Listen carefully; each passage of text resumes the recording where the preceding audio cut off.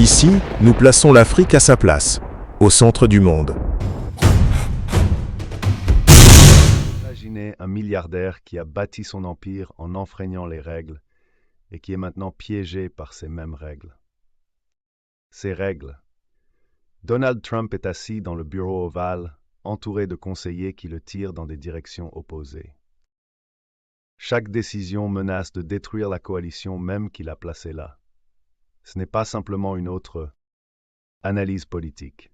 C'est l'histoire de contradictions si énormes qu'elles pourraient remodeler l'Amérique elle-même.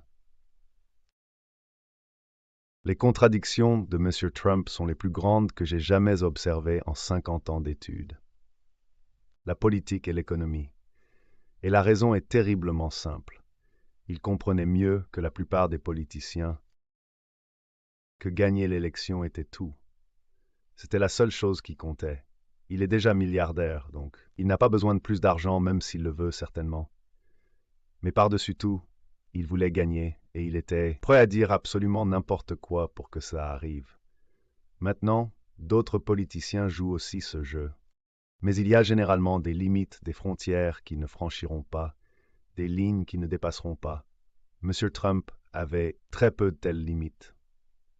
Ce qu'il a fait était révolutionnaire par son culot. Il entrait dans n'importe quelle pièce, joguait le public en 30 secondes et leur disait exactement ce qu'il voulait entendre. Peu importe, si cela contredisait ce qu'il avait dit une heure plus tôt à un autre groupe. Mais c'est là que cela devient fascinant et terrifiant. Il savait exactement qu'il ne pouvait pas atteindre. Il comprenait avec une clarté parfaite qu'il ne peut pas atteindre la classe ouvrière syndiquée de base.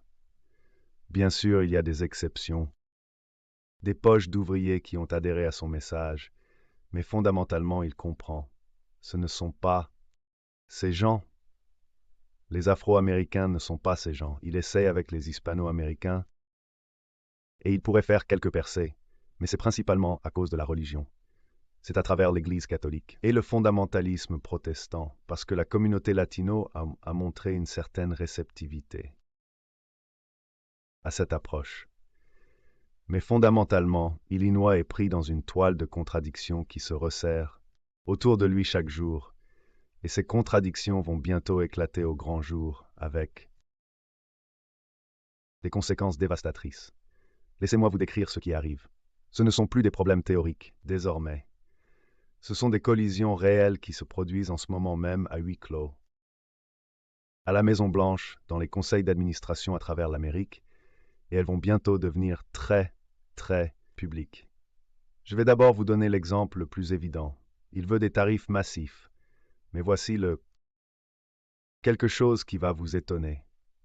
Les tarifs douaniers représentent la plus grande contradiction dans l'idéologie républicaine depuis plus d'un siècle.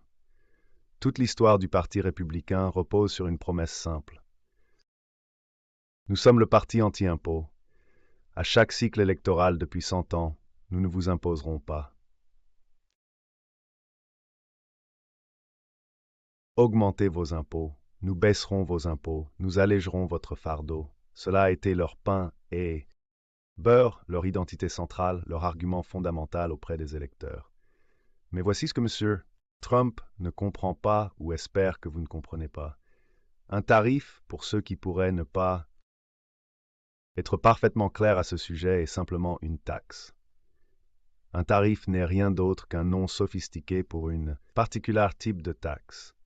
C'est une taxe imposée lorsqu'un objet produit en dehors des États-Unis franchit notre frontière et entre aux États-Unis. Lorsque cette télévision ou ce smartphone fabriqué à l'étranger ou automobile franchit le territoire américain, il doit payer au gouvernement américain une taxe que les économistes, on appelle cela un tarif. Certains l'appellent un droit d'importation. Mais en retirant le jargon technique, c'est juste une taxe. Donc lorsque M. Trump est monté sur scène lors de ses 2 campagnes électorales et a déclaré avec une confiance absolue que j'allais frapper les Chinois avec des tarifs massifs, cela a révélé quelque chose de choquant sur sa compréhension des notions économiques de base. Il croyait réellement et ne cessait de dire publiquement que le tarif serait payé par la Chine, mais c'est complètement faux. C'est pas du tout la Chine qui le paie. C'est payé par un importateur américain, une entreprise américaine, une société américaine, et voici où cela devient pire pour les consommateurs américains. Que fait cet importateur américain presque toujours lorsqu'il est confronté à ce nouveau fardeau fiscal? Ils augmentent le prix final du produit pour récupérer au moins une partie de la taxe qu'ils viennent de payer à l'oncle Sam. Ainsi, ça devient une taxe sur les consommateurs américains, payée par des prix plus élevés. En magasin, nous ne parlons pas ici de broutilles. C'est un programme massif. Les taxes visant le Mexique et le Canada, les deux plus grands partenaires commerciaux, ainsi que la Chine, la plus grande puissance économique autre que les États-Unis dans le monde aujourd'hui. Personne d'autre ne s'en rapproche. Ce triangle économique. Cela représente l'une des plus importantes hausses d'impôts pour les consommateurs américains de l'histoire moderne, mais voici la contradiction fatale qui est sur le point de détruire sa présidence. L'un des effets principaux de ces tarifs massifs sera d'aggraver considérablement l'inflation. Aux États-Unis, les prix vont augmenter partout, la nourriture coûtera plus cher, l'électronique coûtera plus cher, les voitures coûteront plus cher, les vêtements coûteront plus cher, tout coûtera plus cher. Mais attendez, l'opposition à l'inflation n'était-elle pas justement ce qui a permis à M. Trump de remporter l'élection? N'a-t-il pas réussi à blâmer Biden et par extension Kamala Harris pour l'inflation qui écrasait les familles américaines? Des millions d'Américains ont-ils spécifiquement voté pour lui parce qu'ils voulaient quelqu'un pour faire baisser les prix, pas les faire monter? Alors éclairez-moi sur ce point. Comment va-t-il gérer l'impossible contradiction entre être le champion des tarifs massifs, d'une part, et le supposé ennemi de l'inflation, d'autre part? Cela ne peut pas se faire. C'est mathématiquement, économiquement, politiquement impossible. Ces deux positions sont mutuellement exclusives. Vous ne pouvez pas avoir les deux sans mentir à quelqu'un. La question qui devrait terrifier chaque Américain est: comment va-t-il résoudre cette contradiction? Et plus importante encore, qui en paiera le prix? Quand il essaiera, permettez-moi de vous donner un autre exemple, encore plus explosif, le cauchemar de l'immigration, qui est sur le point de se dérouler. Il a promis de se débarrasser de tous les immigrés clandestins pour mener la plus grande opération de déportation de l'histoire américaine. Cela semble dur, cela semble décisif, cela fonctionne bien lors des rassemblements, mais voici ce que ses conseillers essayent désespérément de lui expliquer à huis clos. On ne peut pas expulser des millions de personnes sans détruire complètement l'économie américaine, notamment notre secteur de haute technologie. Réfléchissez bien à cela. Nous avons développé nos technologies de pointe dans des industries technologiques en Californie, au Texas, à New York et à travers le pays, en s'appuyant fortement sur une armée d'ingénieurs et de techniciens venant d'autres parties du monde, particulièrement d'Asie. Mais pas seulement d'Asie. Des personnes talentueuses de partout travaillent dans nos entreprises les plus avancées, créant les innovations qui maintiennent l'Amérique compétitive à l'échelle mondiale. Quand on considère les transferts d'argent que ces travailleurs envoient chez eux, les liens économiques qu'ils entretiennent avec leur pays d'origine, et ce qui pourrait arriver aux relations internationales si ces personnes sont soudainement forcées de rentrer chez elles, soit parce qu'elles n'ont pas les bons papiers, soit parce qu'elles ont été menacées de perdre leur emploi, les conséquences deviennent énormes. Même si beaucoup de ces travailleurs sont citoyens ou résidents légaux, comment vont-ils rester s'ils ne peuvent pas obtenir d'emploi dans les domaines pour lesquels ils sont formés? Que vont-ils faire devenir des profiteurs chez Walmart? Nous ne pouvons pas trouver assez d'emplois sérieux pour les personnes que nous avons déjà dans ce pays. Nous faisons face à un problème important de chômage caché. Nous venons d'annoncer que plus d'1 million d'Américains sont sans abri. Dans ce pays supposément riche, nous avons plus d'1 million de personnes vivant dans la rue. Ce sont Des contradictions si profondes qu'elles menacent les fondements de l'économie américaine.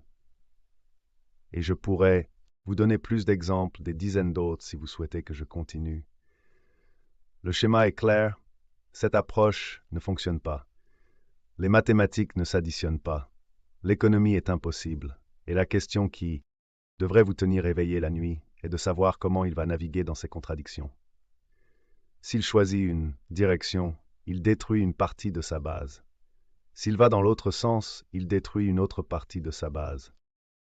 Par exemple, s'il cède à Elon Musk, Vivek Ramaswamy et à d'autres qui souhaitent laisser entrer les détenteurs de visa H-1B, continuer à affluer dans le pays, il pourrait résoudre cette contradiction particulière.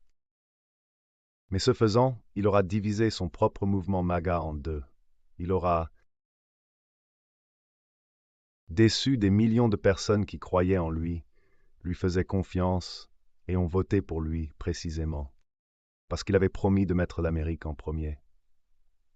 Ces personnes se diront maintenant entre elles qu'il est juste un autre traître, tout comme Bush, tout comme Clinton, tout comme tous les autres politiciens, qui ont fait des promesses puis ont trahi les intérêts des entreprises.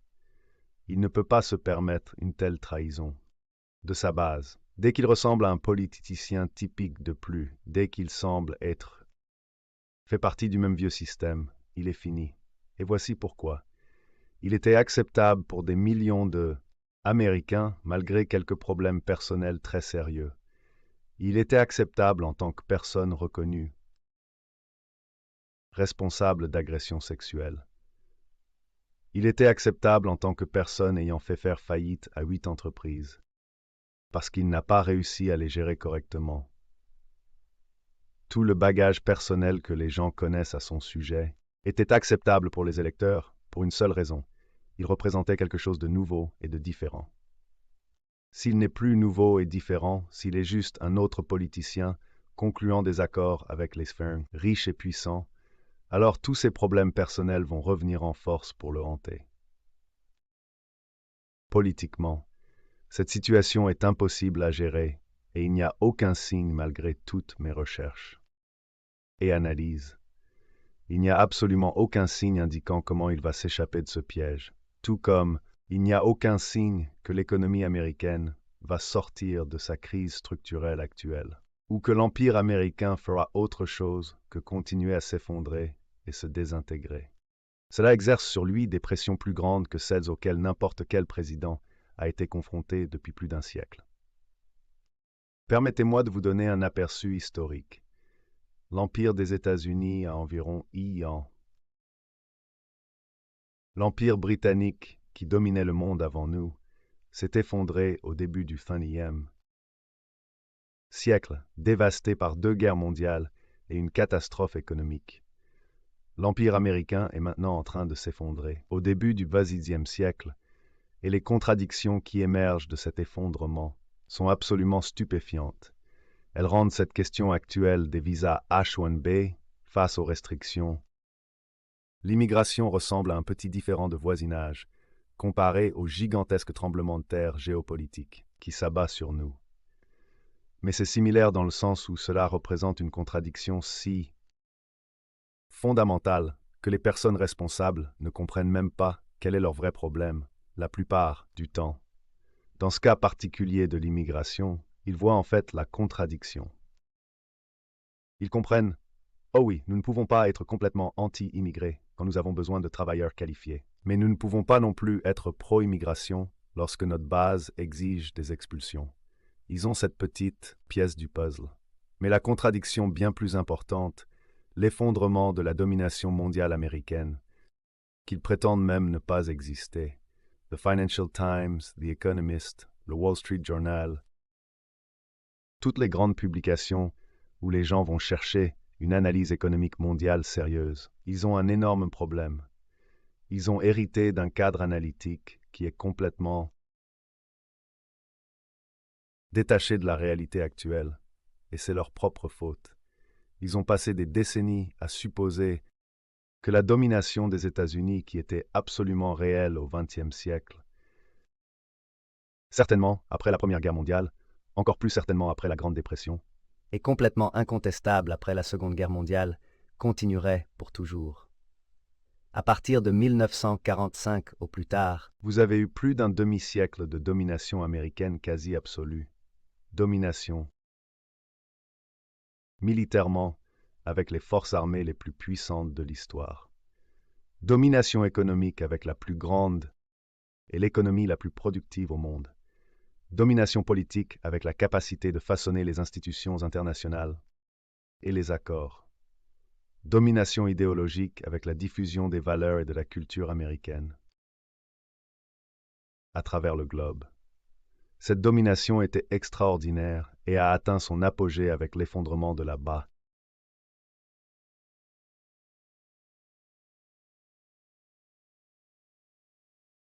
Longue période de suprématie incontestée a conduit à une dangereuse incapacité à reconnaître ses limites. Chaque fois que les dirigeants américains pensaient qu'ils approchaient les limites de leur pouvoir, ces limites semblaient s'effacer. L'Union soviétique a développé une bombe atomique peu après la Seconde Guerre mondiale 2, ce qui aurait dû être un signal d'alarme. Ils ont répondu à Hiroshima et Nagasaki avec leurs propres capacités nucléaires, mais ils n'ont jamais vraiment été une menace sérieuse pour la domination américaine fondamentale.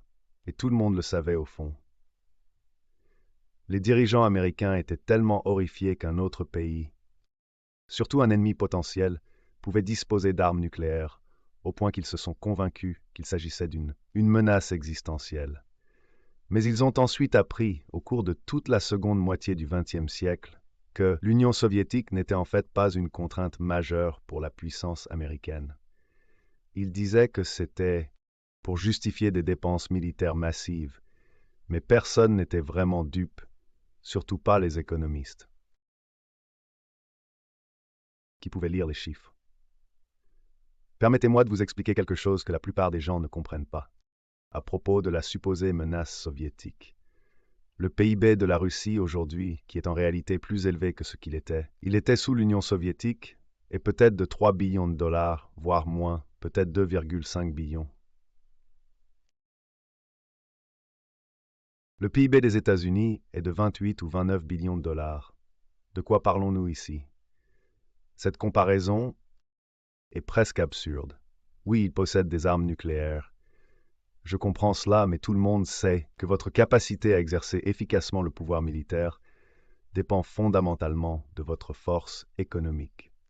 Ainsi, les États-Unis se sont lancés dans une course aux armements qui visait essentiellement à démontrer au monde et à la Russie: vous ne pouvez pas rivaliser avec nous économiquement. Les dépenses militaires américaines sont égales à la somme des pays suivants réunis, incluant la Russie et la Chine. Le reste de ces 10 pays sont de toute façon tous des alliés des États-Unis. Ce niveau de domination par les dépenses est presque puéril dans son excès.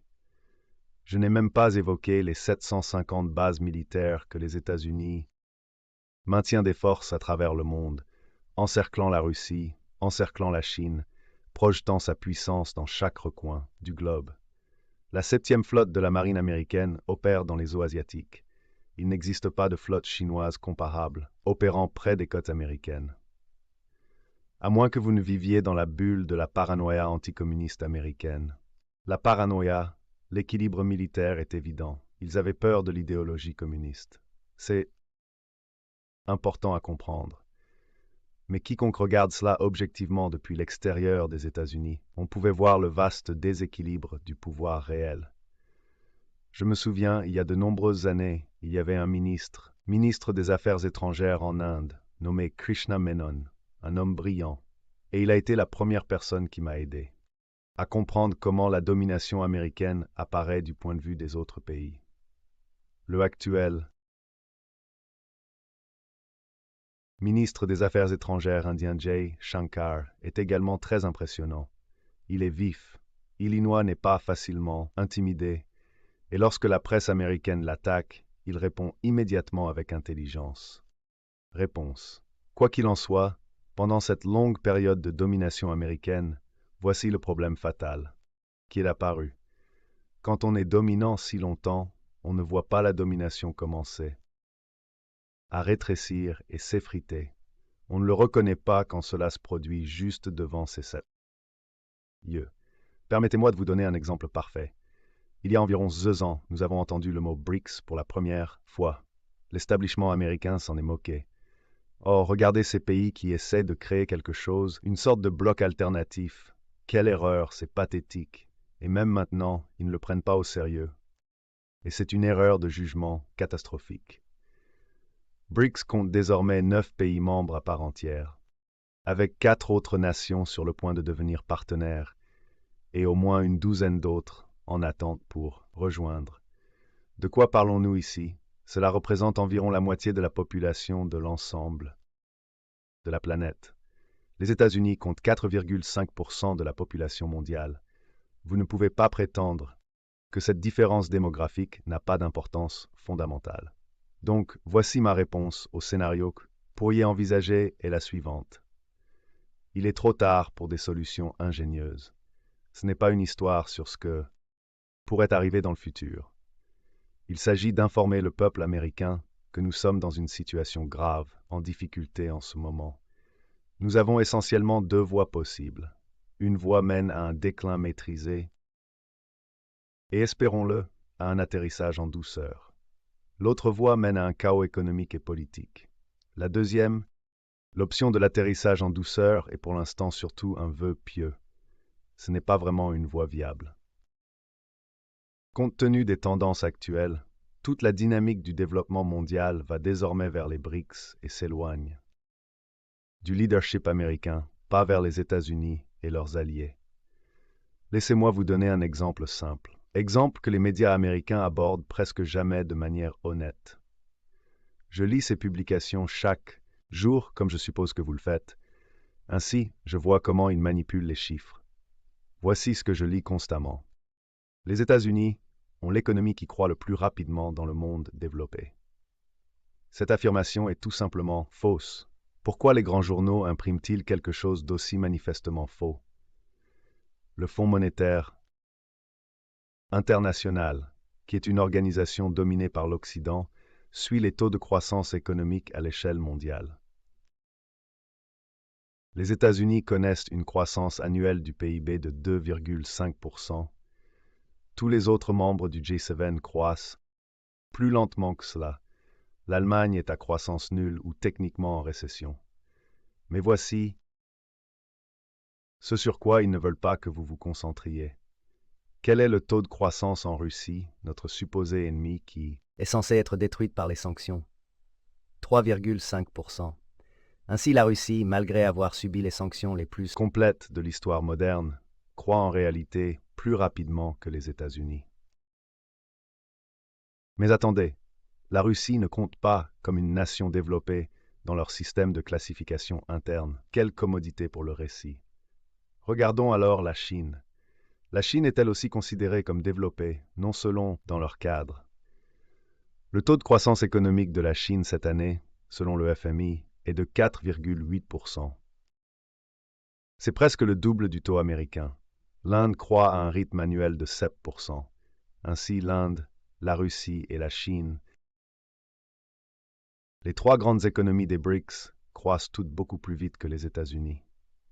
Et d'ailleurs, ce n'est pas une anomalie temporaire pour la Chine. Cela est vrai depuis 30 ans d'affilée. C'est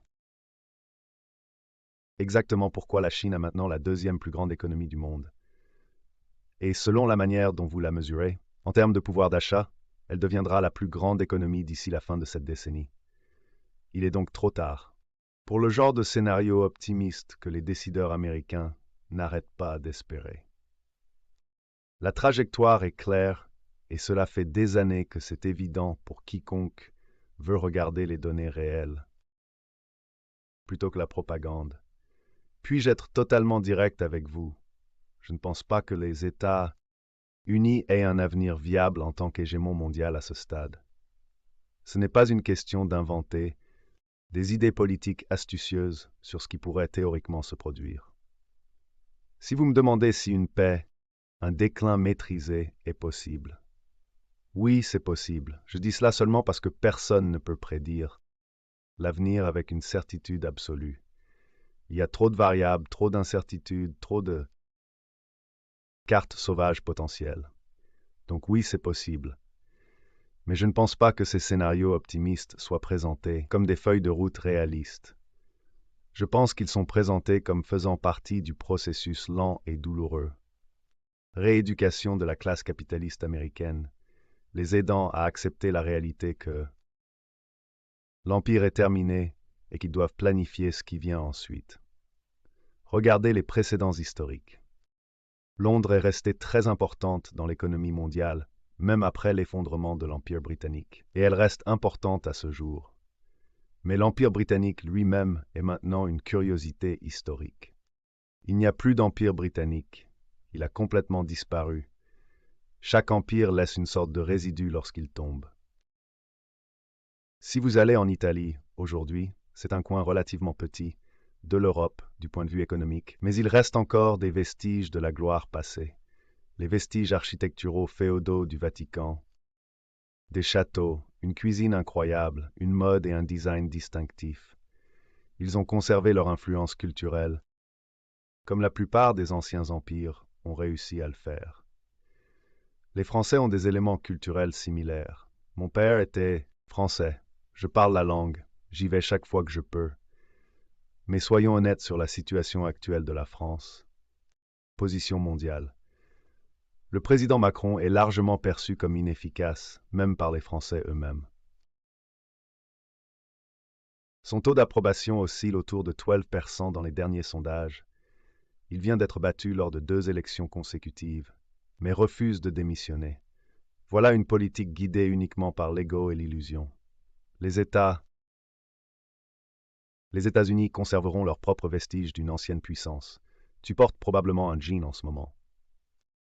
Cette projection de soft power venue d'Amérique, le monde entier a appris à porter du denim, mais cela n'a pas toujours été le cas, un phénomène mondial. Les jeans ont été exportés dans le monde entier, principalement dans la seconde moitié du XXe siècle, dans le cadre de la domination culturelle américaine. Avant cela, ce n'était qu'une petite entreprise de pantalons de travail en Californie. Je suppose que longtemps après que l'Empire américain n'existera plus, que dans les livres d'histoire, les gens à travers le monde porteront encore des jeans. Ils représentent les traces culturelles de l'influence américaine. Les États-Unis possèdent également un arsenal nucléaire incroyable, qui restera important. Mais à quoi cela sert-il? Ils ne peuvent pas vraiment utiliser ces armes sans anéantir la civilisation humaine.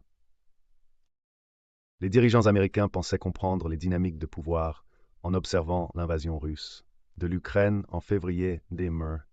Ils ont examiné la situation et ont souri avec assurance. Le secrétaire d'État Blinken, le conseiller à la sécurité nationale, Sullivan, et les conservateurs néolibéraux qui dominent la politique étrangère attendaient précisément ce genre de situation. Ils ont eu 30 ans pour confronter la Russie. Pour ces personnes, la guerre froide n'a jamais vraiment pris fin. Parce qu'ils vivent dans un monde mental où la domination de l'Empire américain est permanente et incontestable. Ils n'ont jamais vécu dans un monde où ils devaient vraiment comprendre la théorie communiste, l'économie socialiste ou l'analyse marxiste, des sujets dont ils ne savent absolument rien. C'était l'expérience de ma génération. Ces dirigeants actuels sont passés par les mêmes écoles d'élite que moi. Je comprends très bien leur état d'esprit, car j'ai des amis exactement comme eux. Ils étaient fiers de n'avoir jamais étudié le marxisme, jamais lu Marx ou Lénine, jamais réfléchi sérieusement aux systèmes économiques alternatifs. Ils n'en avaient pas besoin parce qu'ils étaient les dirigeants de la plus grande puissance mondiale. Ils étaient absolument certains de pouvoir vaincre la Russie en Ukraine, rapidement et de manière décisive. Ils sont maintenant complètement vaincus et ils le savent même. Le New d'hier, le New York Times, qui a soutenu désespérément cette guerre par procuration, a publié un article reconnaissant que c'est essentiellement fini. La cause ukrainienne est perdue. Même le Times, qui est leur journal, pas le mien, admet l'évidence. La défaite est si complète et si évidente que c'en est presque grotesque de voir ce déni. Les stratèges américains ne comprenaient pas les briques. Ils ne comprenez pas ce que cela signifie que la Russie puisse simplement rediriger ses ventes de pétrole et de gaz vers l'Inde et la Chine, au lieu de l'Europe. Ils n'ont pas saisi cette réalité économique fondamentale. Pourquoi pas? Ce n'est pas particulièrement une déduction sophistiquée. Si vous connaissez quelque chose à la coopération des BRICS, si vous comprenez les énormes besoins énergétiques que la Chine et l'Inde ont pour leurs économies en croissance, et si vous reconnaissez que la Russie est l'un des grands exportateurs d'énergie mondiaux, alors la logique économique est élémentaire. Cette analyse était-elle vraiment compliquée? Ce sont donc des personnes véritablement intelligentes, des professionnels instruits, ayant accès aux meilleures informations. Pourquoi ont-ils manqué quelque chose d'aussi fondamental? Ils l'ont manqué parce qu'ils sont intellectuellement enfermés dans le XXe siècle. Ils sont vivant avec des suppositions sur la domination américaine qu'ils sont résolus à préserver coûte que coûte. Ils l'affirment explicitement et à maintes reprises. Ils sont déterminés à conserver le leadership mondial américain. Leadership américain. Je ne remets pas en question leur sincérité. Ils croient véritablement en cette mission. Mais ils ne peuvent plus y parvenir, peu importe leur volonté. Ils ne peuvent pas préserver quelque chose qui est déjà en train de se dissoudre. Et pourquoi? Parce qu'il y a tout simplement trop de contradictions dans le système actuel qu'ils ne peuvent pas gérer avec succès. Ils n'ont pas eu à gérer ces contradictions pendant l'apogée de la puissance américaine à la fin du XXe siècle. Parce que la domination était tellement écrasante que les problèmes pouvaient être dissimulés, ignorés ou résolus par l'application de ressources supérieures. Mais cette époque touche à sa fin et les contradictions deviennent impossibles à gérer. Ils n'avaient pas à s'inquiéter de ces problèmes lorsque l'Amérique était incontestablement au centre du système mondial. Nous étions dominants dans tous les sens du terme, mais les empires ne s'effondrent pas proprement et uniformément à travers toutes les dimensions, simultanément. C'est comme lorsque les économistes disent que nous avons et d'inflation. Oui, mais les œufs ont augmenté. Augmenté de Gafvenzi-Ivac, alors que l'essence n'a augmenté que de 3%. Différents secteurs évoluent à des Rythmes différents. L'inflation affecte tout, mais chaque produit et service a son propre rythme de changement.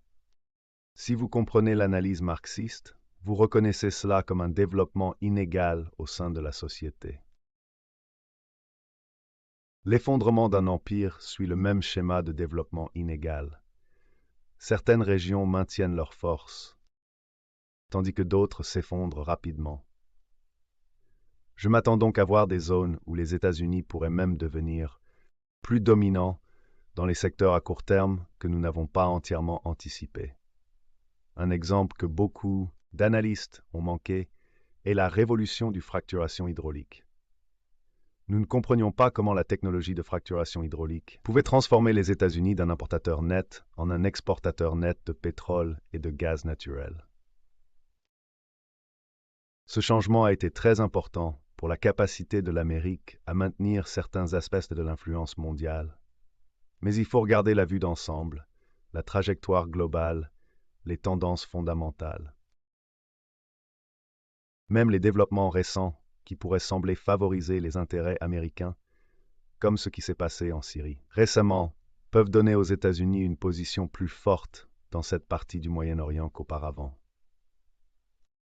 Peut-être que les opérations militaires israéliennes en cours renforcent certains aspects de l'influence régionale américaine. Mais je peux vous montrer que pour ces deux exemples, il y a des façons dont ils représentent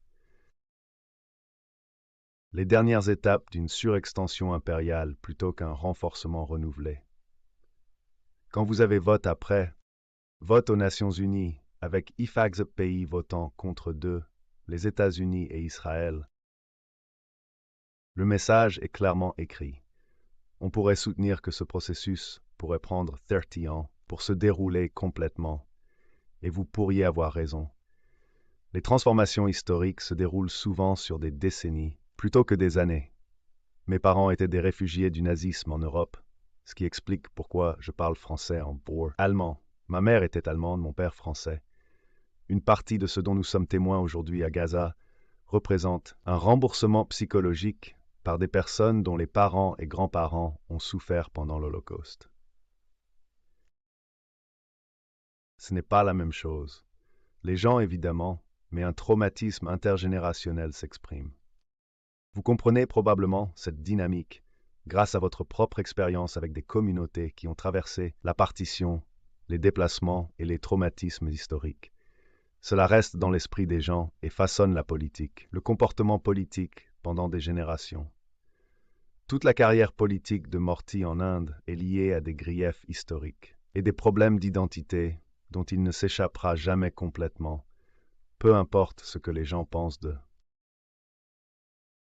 Ces politiques spécifiques. Permettez-moi de vous donner quelques contre-exemples qui pourraient sembler soutenir la poursuite de l'influence américaine. La plupart des gouvernements en Europe actuellement sont ce que nous appellerions des administrations de centre droit. Ils ont soutenu de manière constante les États-Unis dans le conflit en Ukraine. L'Ukraine fait géographiquement partie de l'Europe et non d'une autre région ou continent. C'est une crise européenne. En Europe, ces gouvernements ont suivi le leadership américain et dépensé des sommes d'argent absolument énormes qu'ils ne pouvaient pas se permettre, en jetant sans cesse des équipements militaires, dans ce qui est devenu un effort complètement futile en Ukraine. Tout cet équipement coûteux est maintenant détruit, capturé ou autrement perdu à jamais. Pourquoi les dirigeants européens ont-ils pris cette décision désastreuse? Leur propre peuple ne soutient pas cette politique. Les sondages à travers l'Europe montrent que c'est clair sur ce point. Et les populations européennes ne soutiennent pas la poursuite de la guerre en Ukraine. Le fossé entre la politique gouvernementale et l'opinion publique est net et politiquement dangereux. Maintenant, M. Trump menace, en raison des difficultés économiques américaines, de faire payer encore plus les Européens pour leur propre défense. C'est sa demande, mais voici le problème.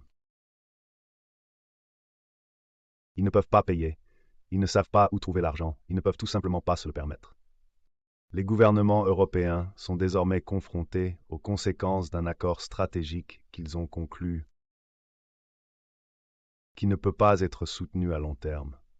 On pourrait répondre en avançant que M. Trump pourrait laisser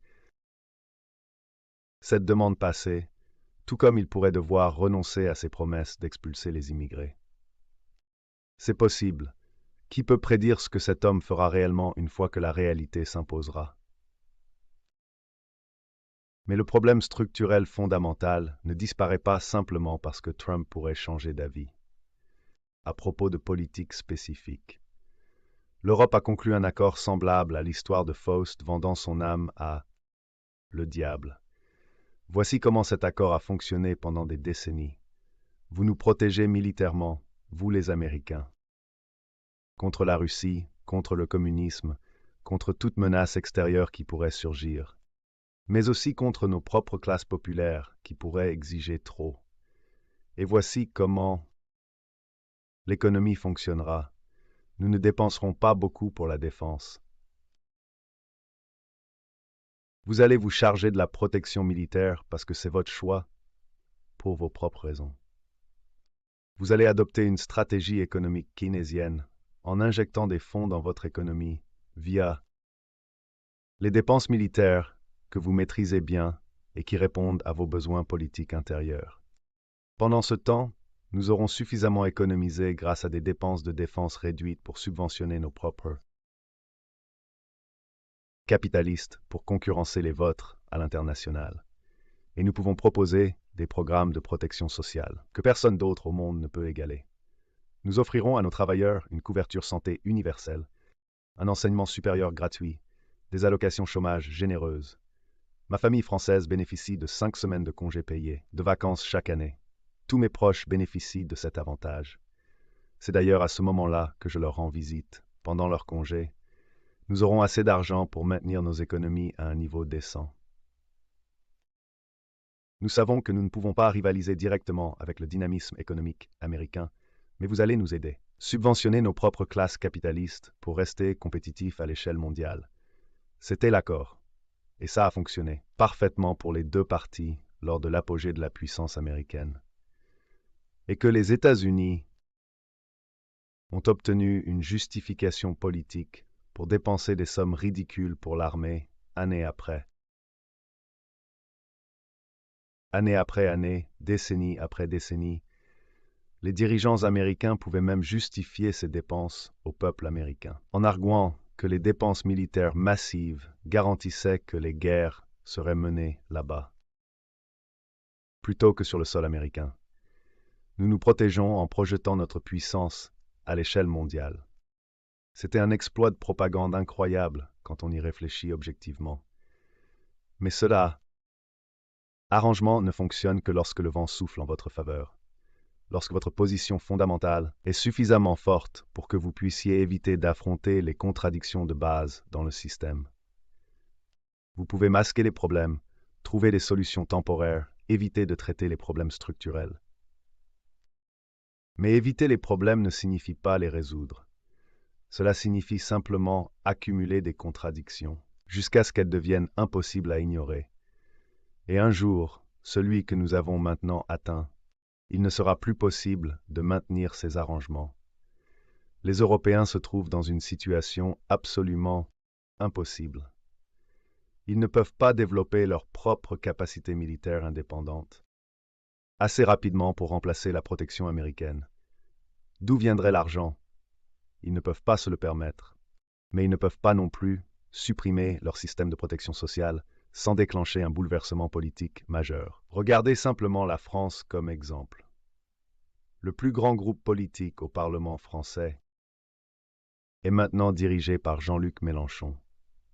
Je ne sais pas si vous suivez de près la politique française, mais il a été un marxiste engagé toute sa vie d'adulte.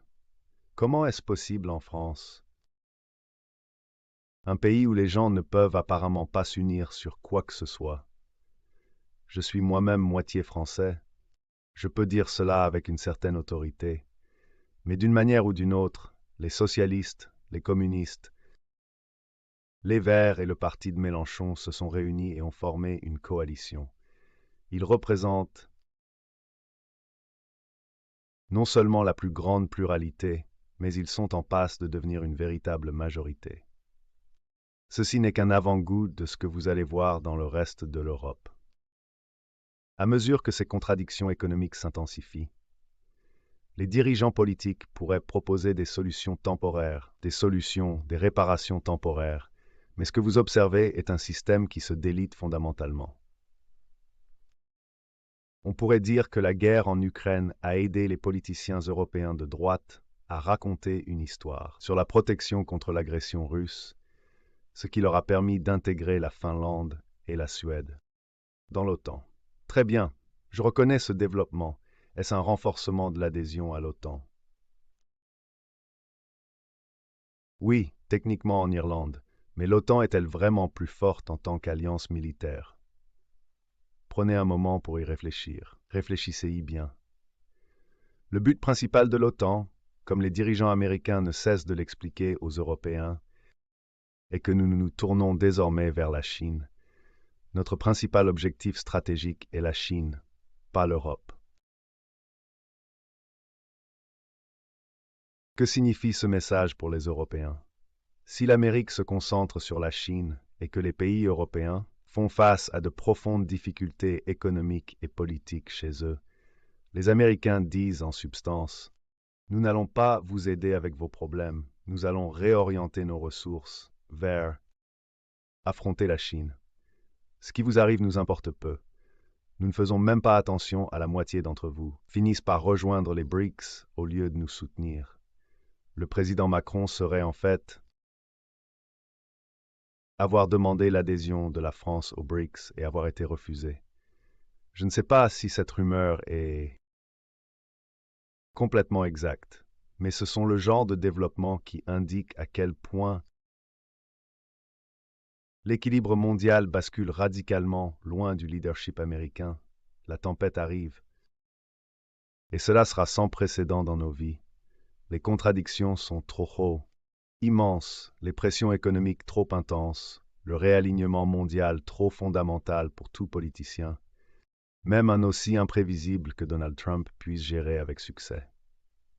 La question n'est pas de savoir si la tempête frappera. La question est de savoir si l'Amérique sera prête pour ce qui vient ensuite.